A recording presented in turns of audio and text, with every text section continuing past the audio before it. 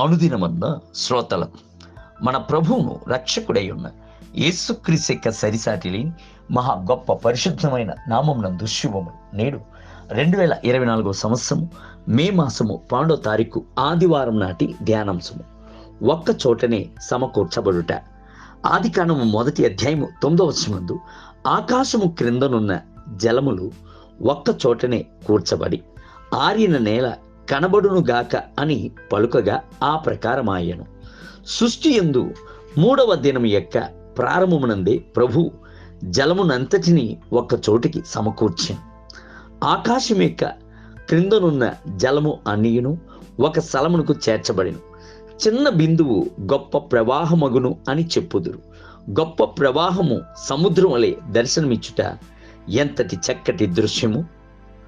జలమును ఒక్క చోటికి సమకూర్చినట్లుగానే జలము చేత బాప్తిజం పొందిన విశ్వాసులను ఒకటిగా చేర్చి సంఘముగా రూపించుచున్నాడు.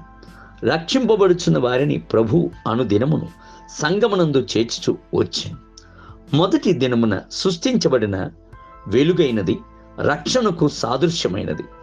2వ దినమునందు సృష్టించబడిన జలము అనునది బాప్టిజమునకును ఆకాశ విశాలము ఉన్నతమైన పరిశుద్ధ జీవితమునకును సాదృశ్యమై ఉన్నది.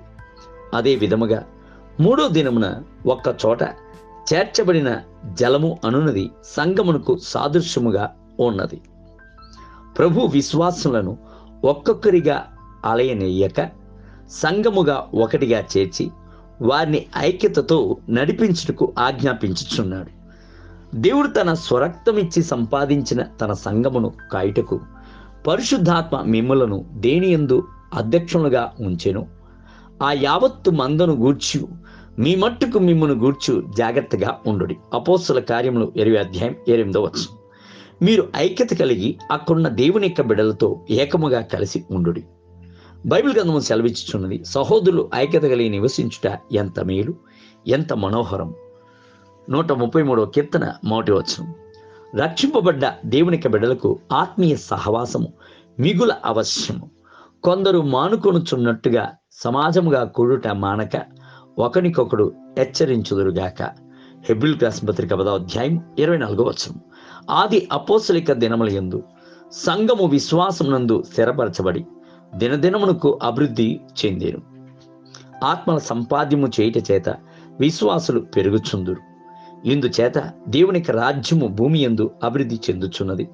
దేవుడు కూడా మహిమపరచబడును. పాత నిబంధన యందు ఐగుప్తు బానిసత్వం నుండి బయటకు వచ్చి ఎర్ర సముద్రం దాటిన ఇజ్రాయేలీలు జన సమూహమునకే మొట్టమొదటిగా సంఘము అని పేరు వచ్చింది.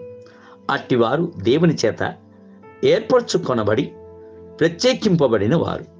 అట్టివారు ప్రభు యొక్క స్వాస్యమును భాగమునై ఉన్నారు. నీటి బొట్టులు ఒకటిగా ఏకమై జలముగా రూపింపబడుచున్నట్లుగా వారు ఒకే కుటుంబంగా తరలి దేవుని సంఘముగా మార్చబడి ఇజ్రాయేలీలు లక్షల కొలది ఏకముగా కూడి కానాను తట్టునకు ముందుకు కొనసాగుతున్న దృశ్యము ధ్యానించి చూడుడి. ఏక మనసు యొక్క ఆశీర్వాదములు లెక్కించలేనివి. కొత్త నిబంధన యందు సంఘమునకు ఒక చక్కటి వివరము హెబ్రీయులకు రాసిన పత్రిక 12వ అధ్యాయం 23వ వచనం నందు చదువుచున్నాము.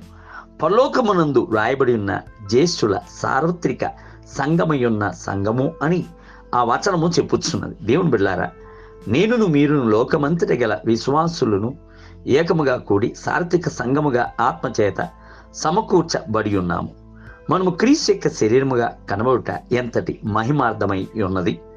నేటి ధ్యానమునకై నిర్దోషమైంది గాను మహిమగల సంఘముగాను ఆయన తన ఎదుట దానిని నిలబెట్టుకొనవలనని పరిశుద్ధపరచుటకై దాని కొరకు తన్ను తాను అప్పగించుకొని. ఎఫెసీయులకు రాసిన పత్రిక 5వ అధ్యాయం 27వ వచనం.